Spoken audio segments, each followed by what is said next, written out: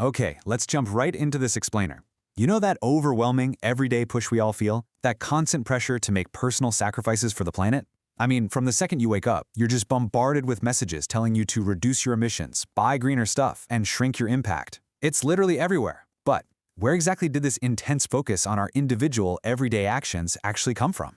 Well, today we're going to unpack some really fascinating research to figure out if this relentless push for personal sacrifice is actually the ultimate solution, or if it's kind of just a masterfully designed distraction. So, it's a totally valid question. Should you actually feel guilty? Well, here's the reality check. Even if you live an incredibly frugal green lifestyle, like let's say you bike to work, you recycle absolutely everything, you obsessively turn off all the lights. If you happen to live in a wealthy country, your baseline emissions are likely still well above the global average. You can only do so much on your own, right? And this glaring reality raises a massive question. Is the heavy guilt we all carry actually justified, or is it just pulling our attention away from much bigger, systemic issues? Section 1. Unmasking the PR Playbook.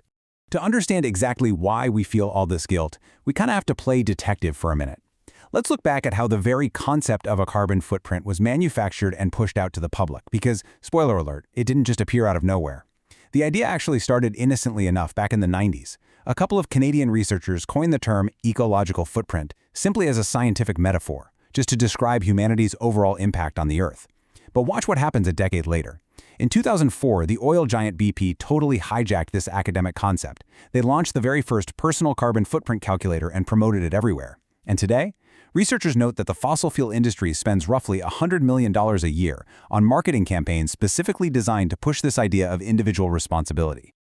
Harvard researcher Jeffrey Superin frames this strategy absolutely perfectly. He points out how the fossil fuel industry deliberately tapped into our culture of extreme individualism. Think about it. By shrinking this massive, global issue of greenhouse gas emissions down to the tiny scale of a single human footprint, these companies successfully leveled the playing field. They essentially took the immense pressure off their own massive industrial operations and shifted it directly onto your shoulders. It's wild. And you know, this tactic of shifting the burden of responsibility onto the consumer, it has a pretty dark, long, and well-documented history in the murky world of public relations. Back in the 1970s, Big Plastics actually funded the Keep America Beautiful anti-littering campaign. Why? To make plastic pollution a consumer problem. Then in the 80s, Big Tobacco championed freedom to choose, eventually blaming smokers for their own health issues to dodge lawsuits. So by the 2000s, Big Oil just lifted this exact same playbook using the carbon footprint to track your emissions instead of theirs. Taking a page right out of that tobacco industry handbook, researchers have shown how companies like ExxonMobil maintain this huge, stark contrast between what they know privately and what they say publicly. Privately, they've accepted for a long time that fossil fuels cause climate change via CO2 emissions. But publicly, well, their messaging deliberately downplays those immediate risks. They broadly refer to all greenhouse gases to avoid putting a spotlight on their specific products, and they shift the blame by arguing they're just, meeting consumer energy demand. They constantly emphasize uncertainty just to delay action. So you might be wondering, why spend millions on all this messaging? Climate journalist Emily Atkin hits the nail on the head here. The reason fossil fuel companies are tweeting, running TV commercials, and putting up billboards isn't because they care deeply about whether you bought a reusable coffee cup today. It's to maintain their social license to operate. If the public completely turns against them, they suddenly become incredibly vulnerable to strict government regulation. So this whole guilt trip, it's basically just a survival tactic for their business model. Moving on to Section 2. Who actually emits carbon? Recently, we've started seeing this corporate strategy actually backfire. A great example was the massive public backlash to a 2019 BP tweet that asked people to pledge to lower their footprint. People were not having it, because when you strip away the PR and look at the real math, the numbers are just staggering. Check this out. Just 4 of the biggest private energy companies are responsible for 11% of all CO2 and methane emissions from burning fossil fuels since 1965.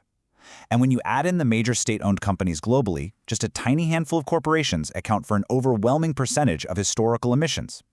It really puts your guilt over leaving a light bulb on into a completely different perspective, doesn't it? Now, you've probably heard this viral rallying cry all over the internet.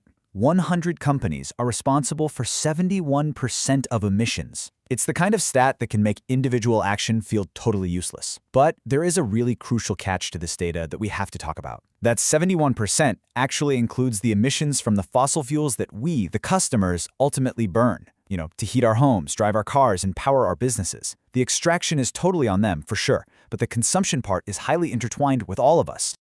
Which brings us to Section 3, the power of personal action. Since these emissions are basically a shared reality between the producers and the consumers, we really need to uncover where our true power lies. If we aren't completely to blame, but we also aren't entirely off the hook, where exactly is the sweet spot of our personal power? Well, the International Energy Agency's projections for decarbonizing by 2050 show us exactly where that is. Get this, purely personal acts like flying less or walking to work only make up a tiny 4% of the needed cuts. Another 40% is entirely systemic, meaning it relies on a clean grid and industry changes. But that massive 55% chunk right in the middle, that relies on a critical, inseparable mix of both sweeping government policy and active consumer choice. So the absolutely crucial point here is understanding what actually drives that 55%. We're talking about actions, like buying an electric vehicle, installing a heat pump, or upgrading your home's insulation. Getting that massive chunk of emissions down requires individuals to actively choose cleaner tech. But, and this is a giant but, it simultaneously requires governments to step up. They have to build the charging networks, upgrade the power grids, and actually provide the financial subsidies to make those choices affordable and accessible for everyone. Literally, one cannot succeed without the other. And this brings us to a really brilliant concept from researcher Stuart Capstick called the snowball effect. It basically proves that individual action and systemic change are actually just two sides of the exact same coin. Take plant-based foods, for example. Step 1, an individual chooses to try vegan meat. Step 2, as more people do this, the market shifts. Supermarkets start stocking way more of it. Step 3, it scales up. It becomes normalized, it gets cheaper, and that forces a broader systemic change in the entire food industry. Your individual choice acts as that initial spark. That snowball effect applies to almost everything we do. Think about it. When you choose to ride a bike, you aren't just saving a tiny bit of tailpipe exhaust. You're actually contributing to a changing social context. You make it visibly normal to cycle, which builds real public pressure on local politicians to demand safer infrastructure, like dedicated cycle paths.